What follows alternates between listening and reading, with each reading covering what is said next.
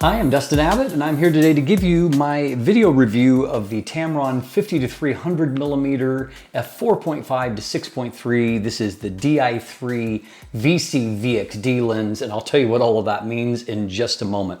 Back in 2020, Tamron released a 70-300mm lens for Sony E-mount that I gave a largely positive review to because it had good autofocus, good optics, and it was very affordable at $550.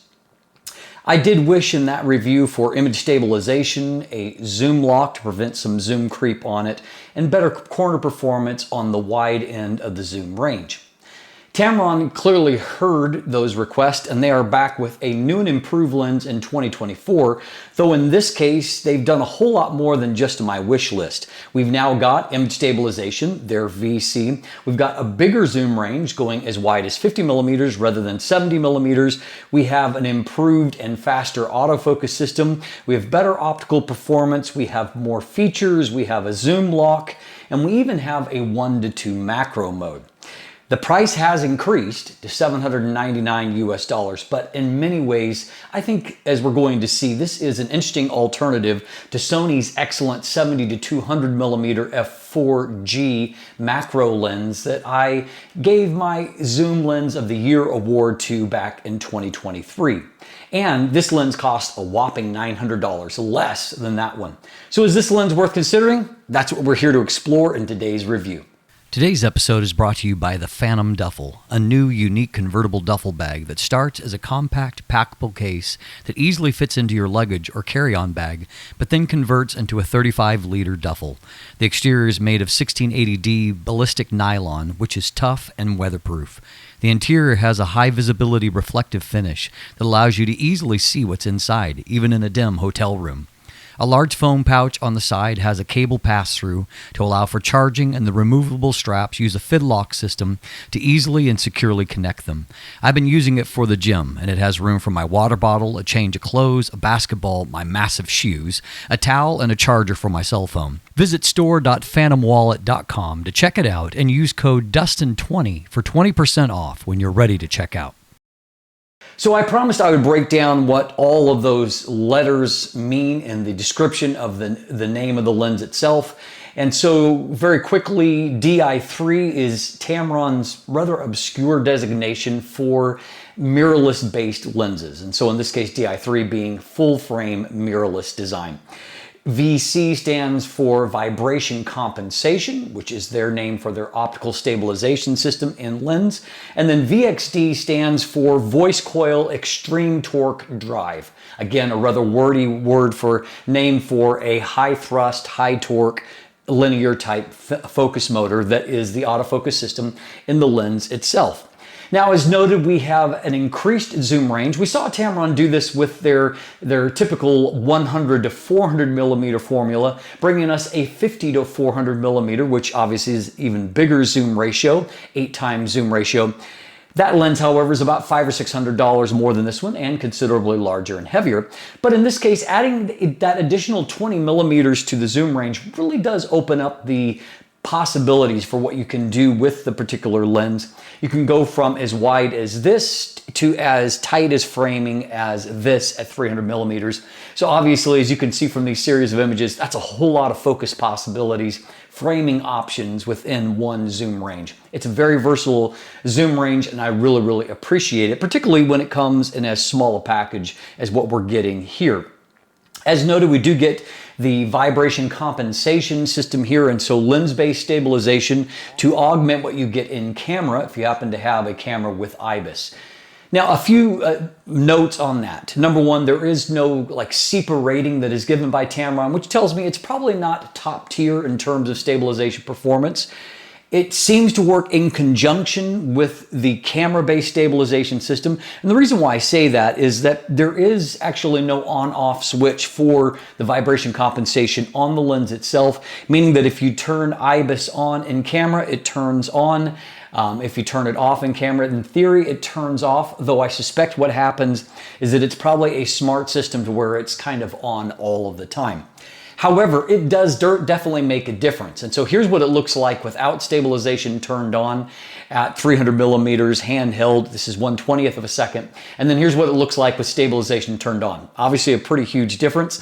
And so that makes a difference for hand holding stills, and that helps. I really did notice the lack of lens-based stabilization in the original 70-300.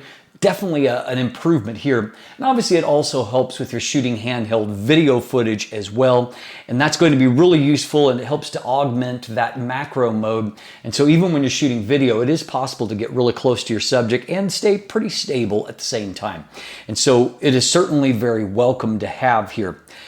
There now is the addition of a weather-sealed USB-C port, and through that you can do easy firmware updates and also tweak some of the, or customize the lens itself and its behavior through Tamron's free lens utility software. And that software allows you to do more tweaks either through a computer or through Android-based devices. And there's even more kind of remote options that are being brought out in the most recent version 3.0 version of that app and or software. There now is a zoom lock as requested. I've got actually the Nikon Z mount version of the original 70-300 here. Basically the only change is that they did add that USB-C port, but I did note that with that lens when I was out kind of backpacking or whatever, that after a while it would start to creep out. In this case, you have the ability to lock it at the 70mm position, and so as a byproduct, it is an easier lens to bring along. Tamron has also added a function button here, which can be programmed either from within camera or through that lens utility software, depending on how you want to handle it. And so that adds a little bit of extra versatility here. This lens is thoroughly weather sealed. Now, it had good weather sealing on the original as well, but probably even more so here. Lens gasket, flooring, front coating, internal seals inside. This lens holds up just well when you take it outside, which is obviously very welcome. I will note a little bit of a redesign to the lens hood. They've made a scallop design for the new lens that suits the look of the lens a little bit better. It also makes it, as you can see, a little bit shorter, even though the lens itself is 2mm longer than the previous lens. When you have the lens hoods attached, it actually is the shorter of the two. And so that is a welcome change. It is a nice and robust feeling hood. It doesn't feel, lightweight or weak. Bayonets into place very precisely. No problems on that front. So let's talk about the size for a moment. We have a 78mm diameter here, that's 3.1 inches. We have retained the 67mm front filter thread that is shared with the vast majority of Tamron's mirrorless designs, which is obviously very welcome for, filter sharing across them. The lens length is 150mm or 5.9 inches. So as noted, that's only a 2mm growth in overall length, despite adding that additional 20mm of focal range, obviously very appreciated. And of course, adding a host of other features here as well, along with the optical stabilization. The fact that they've essentially kept the lens pretty much the same size is welcome, though I will note there is some additional weight here. It now weighs in at 665 grams or 23.5 ounces. That is about 120 grams heavier than the 70-300mm, but they've added a whole lot here, so that's pretty justified. And I will note that it's still 200 grams lighter than Sony's own 70-300mm GOSS lens. Another thing that I noted between the original lens and this new one is that in the original lens, the zoom action was a little less smooth, and it also had a bit of that pump action. If you've ever done externally zooming lenses, sometimes it feels like there's a bit of a pump in a certain section.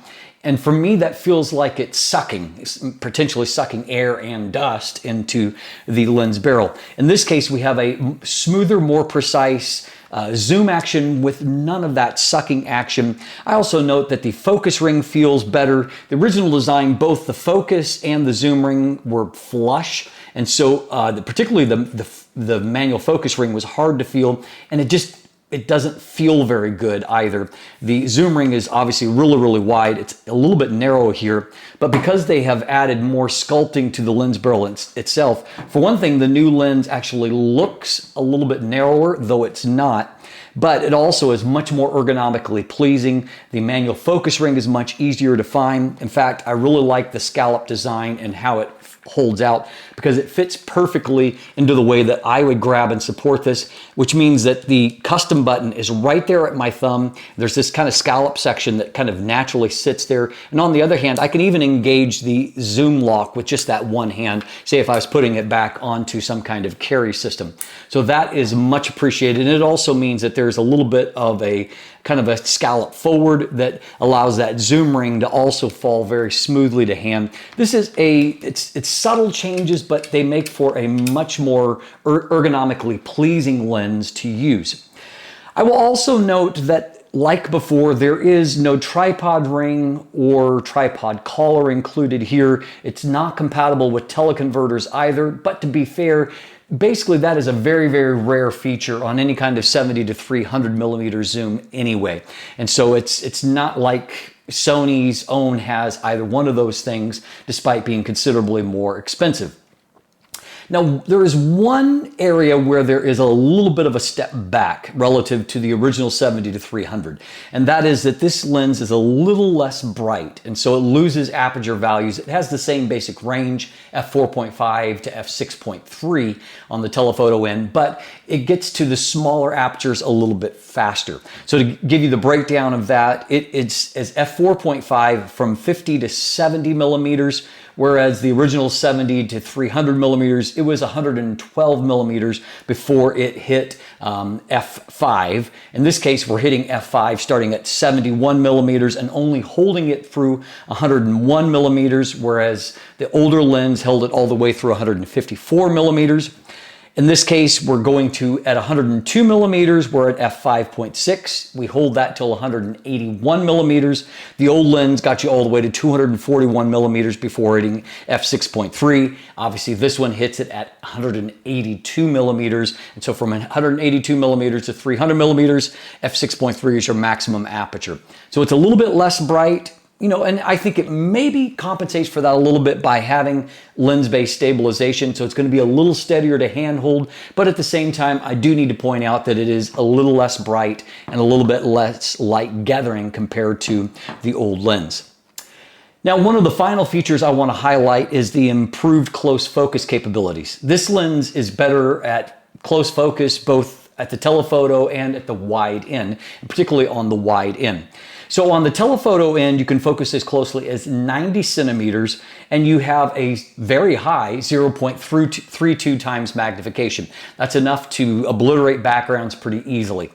But on the wide end, you can focus as closely as 22 centimeters, which is only about this far in front of the lens barrel once you compensate the lens length and get to the sensor point.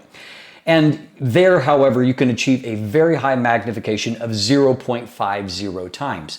Now, the one slight advantage here is that because it's brighter on the wide end, means that in some situations it might be a little bit easier to handhold a result. But nonetheless, getting that 1 to 2 macro level is enough that, you know, Sony calls it macro in their own lens. Tamron isn't necessarily saying macro, but it is a 1 to 2 or half size macro performance here. That obviously adds a huge amount of versatility to this lens. I love it. So let's talk autofocus. Autofocus has been upgraded from the RXD focus motor, which was a high quality, I think, stepping style motor that Tamron originally had on Sony E-mount. They've now gone to their VXD motor, and this is a high thrust linear motor. And so you're getting faster thrust, so quicker focus changes. It is smoother and it is quieter in operation as well. This is one of those lenses that I can put it right up next to my ear, and during focus, I just don't hear anything. And so it's as close to silent as what you could ask for really in operation. So obviously that's pretty fantastic. Now, one thing I do want to highlight, just it may help people that buy this lens. If the lens is disconnected, you will hear a rattle inside. It has floating elements to allow it to achieve that good up-close focus performance. And so it will rattle as you shake it a little bit. That's natural. Now, the way that you can know that this is what you're hearing is it's the moment you power everything on, you can shake it and all of that sound goes away. And that's because those floating elements are now activated. This is the way that the lens is designed to function. A lot of modern lenses are like this. It's part of their design, and but it does sometimes freak out people that are unfamiliar with that process. Now, in terms of autofocus speed, as you can see here from my test, autofocus speed is basically instant. Even indoors where this is, it's not as bright a lens as a lot of what I test, being a variable aperture zoom, but there's so much power there in that focus motor that it's just instant back and forth. And of course, outdoors in better light, it's effortless in terms of the focus speed. I did find that I had no problem keeping up with the cats as they were moving around, these series of shots of Ferrari walking towards me. And then in a second series, there was, for some reason, even though I keep Nala on a leash attached to a clothesline outside so she can move around but not stray away, there was a chipmunk that was dumb enough to come into her range, and so she played with it for a while. To my knowledge, no chipmunks were actually harmed in the long run in this process, but I was able to easily keep up with the pounces and the jumps and all of those things that were a part of that moving around there.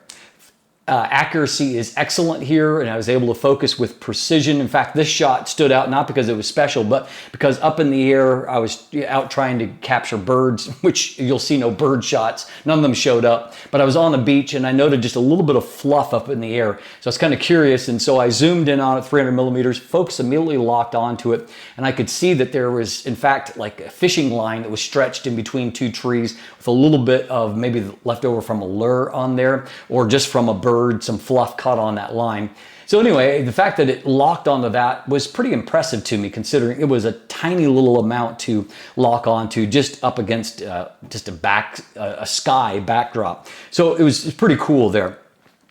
One thing I do have to point out for sports-related action is that if you're shooting on a sports-related Sony body, like my Alpha 1 that I've been shooting a lot on during the series, with third-party lenses, Sony limits burst speed on the sports bodies at only 15 frames per second. So that's half of what my Alpha 1 is capable of. So just be aware, it's not really Tamron's fault, it's just a Sony thing. And by the way, I've actually been really enjoying being able to get full burst speeds when shooting with my new Nikon Z8 and this older 70-300 from Tamron, along with other lenses. The fact that it doesn't have that limitation makes me hope that maybe Sony will abandon that in the future.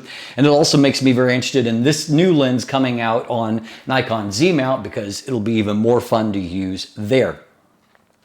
On the video side of things, there was really nothing to complain about. I found that my video focus pulls, they were smooth, they were confident, no issue there. My hand test worked fine as far as transitions from the hand to the eye. And then even outdoors in real world shots, as I transitioned from close focus subject to a distant focus subject, it wasn't jumpy or abrupt. Focus breathing didn't seem too bad. It seemed like a fairly natural transition there and back, and overall I found video focus to be quite good. This is an attractive video lens for the simple reason that it's still small and light enough to maybe work on a gimbal if you were so inclined, wanting longer shots. And obviously that's a really versatile focal range, zoom range, and that also makes it very attractive for a decent amount of money there. So overall, autofocus is excellent in this lens, zero complaints about that. Now, as far as the optical performance here, I will give you an overview and then there will be a deep dive breakdown at the end of the video. The MTF charts show a definite improvement on both ends of the zoom range, but most notably on the wide end of the zoom range. This is a whole new optical formula, a little bit more complex. It is now 19 elements in 14 groups. So we've got about, I believe, 4 new elements in the design. As far as distortion in vignette, I found no distortion at 50 millimeters, so there's no barrel distortion on the wide end. I used a +50 to correct for the vignette, so in between a stop and a half and 2 stops, not bad at all for that. Zooming on to 100 millimeters, I found that the distortion was strongest there, and it changed to a pincushion distortion. But I say strongest, it still wasn't particularly strong. It was a -7 to correct, very nice and linear, easy to correct for. Vignette actually reduced to just a +39 to correct for, a little over a stop. Then at 300 millimeters, the distortion actually minimized back again to where I was down to just a -5 to correct a little bit of pincushion distortion. Vignette was at the lowest in the zoom range, just a +28, around a stop to correct for. So awesome on that front. I also found 0 longitudinal chromatic aberration. That's fringing before or after the plane of focus. Super well controlled for that. Likewise, lateral chromatic aberrations near the edge of the frame. Very, very minimal. No issue with that either. So really strong results in some of those basic optical features there. I also found when I began to test for sharpness and contrast that the 50mm results were really excellent in the center and mid frame, super sharp. And I did still find that the corners were the weakest area. Improved over the 70-300, but still a little bit weaker than what I expected based on the MTF chart. I did note that everywhere else in the zoom range, the corners were fine. Just at 50mm, they were still a little bit weaker than what I would like. You stop it down a bit and those corners did improve, however, and so that certainly helps. With a variable aperture zoom like this, not only does the maximum aperture vary, but also the minimum aperture varies between f22 and f32. No matter what it is, however, you should avoid it if you're shooting on a high resolution body, like I did with my Sony a7R Mark V, 61 megapixels. I found that diffraction is quite obvious at f22 through f32, so avoid that. Moving on to 100mm, I found that the middle was a little bit less sharp than 50mm, but stronger in the corners. A more consistent maybe performance across the frame. Moving on to 200mm, there was some give and take versus 100mm, a little bit better in the center. Corners a little worse. In some areas in the mid-frame better, in other places just a hair worse. So really some give and take, but still a very strong, very consistent performance. At 300mm, it was nearly as sharp as 200mm. Not quite as sharp, not quite as high contrast, but still very high performing, allowing me to get results that I really, really liked at 300mm. Now, if you're shooting at 300mm and you're close to the subject, you're able to achieve a very high compression of the background, which means you get that kind of perfectly just a color of bokeh behind it, which looks really, really flattering if you have something that's a nice contrast, like these red blossoms versus the green background. Looks really, really great. And so you can get really great bokeh like that. And even when you back off a bit, less ideal circumstances, I found that the quality of the background blur was generally quite nice. The one area where it's not going to be as nice is when it comes to subject isolation. If you're comparing it to something like a high-end f2.8 zoom at 300mm, you're going to have, you're talking over 2 stops difference of light, not only light gathering, but also a much shallower depth of field. Due to that, it's 2 1/3 stops faster. So what that means is that if you're shooting at medium distance, you're going to have a much more blurred out background from that more shallow depth of field from the faster zoom lens as compared to this lens. But for the actual comparison to the class that it is, I thought that just the overall look of images was really quite nice overall. Finally, I did note that this lens has Tamron 2nd generation G2 B-bar coatings, and they seem to do a great job. You can see in this shot where the sun's in the frame. It doesn't happen as often with the telephoto zoom, but I purposely put the sun in the frame here, and you can see that it held up just fine. No ghosting, no flare artifacts, no veiling or loss of contrast. The coatings are doing their job. Overall, this is a pretty impressive optical performance for this price point and for having a 6x zoom range. So in conclusion, this is a thoroughly versatile lens, most obviously. Great zoom range, great features, that macro area, great autofocus. There's just a lot going on in this package. And so yes, the price is increased about $250 from what the first generation lens was. But when you look at all that this lens has to offer relative to the original, you could argue that this is even a greater value when you consider the extra features and the fact that it is stabilized, has that macro mode, a wider zoom ratio, more features, a better handling and performance. You're getting a lot for that extra $250 at this point.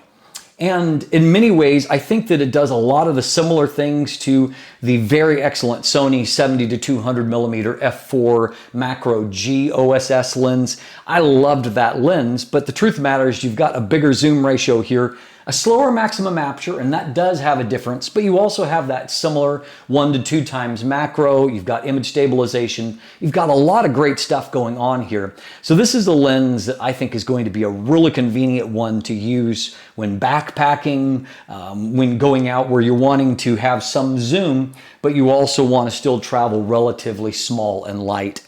A great option here, and frankly, a great price for all that you're getting for it. Now, if you want more information, you can check out my written review, which is linked in the description down below. There's an image gallery there if you want to check out some photos. Now, beyond that, we're going to take a deep dive into the optical performance if you're interested in that. Stay tuned. Here we go. Okay, let's start by taking a look at this incredible zoom range here. And so you take a look at this shot, you can take a little bit longer to consider it.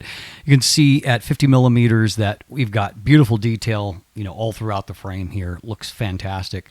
But then also we can zoom all the way into 300 millimeters, and obviously you have some atmospheric issues that are going to prevent sharpness from looking quite the same as we reach out here. But you can see the difference there if I go back and forth. That is massive, and it's obviously a lot of very useful framing options there.